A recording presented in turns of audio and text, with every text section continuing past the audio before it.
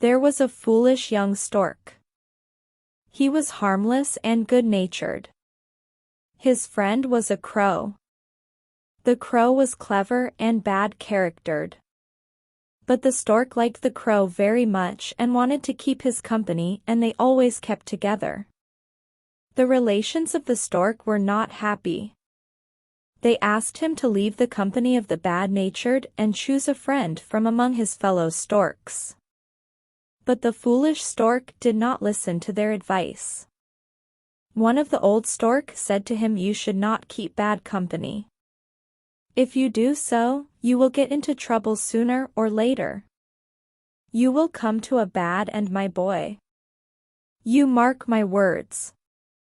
But the foolish stork laughed and said, "Which is bad and which is good? I know that very. He laughs best who laughs last," replied the grandfather, and he left him. The young stork left home and went to live with the crow in the tree. His parents asked him to come home again, but he refused. One day a traveler was passing beneath the tree. He became very tired. He stopped and lay down to sleep in its shade. After a few minutes the shadow of the tree moved and the sleeping traveler lay exposed to the sun. Both the stork and the crow noticed it. The good-natured stork flew to the ground. He spread out his wings and shaded the traveler's head. The crow laughed and said, "Don't be such a fool. Why should you take trouble for an unknown man? Let him lie exposed to the sun." "I have been brought up to do as I would done by," replied the stork.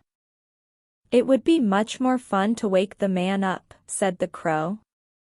"I do not agree with you," replied the stork. But the crow only laughed again.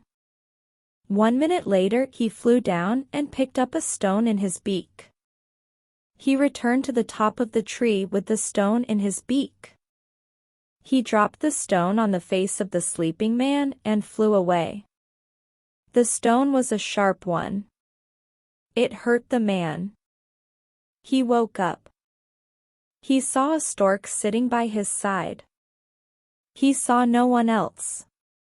He thought, "This stork must have hurt me," so thinking he struck the stork hard with a stick. The poor bird lay dying.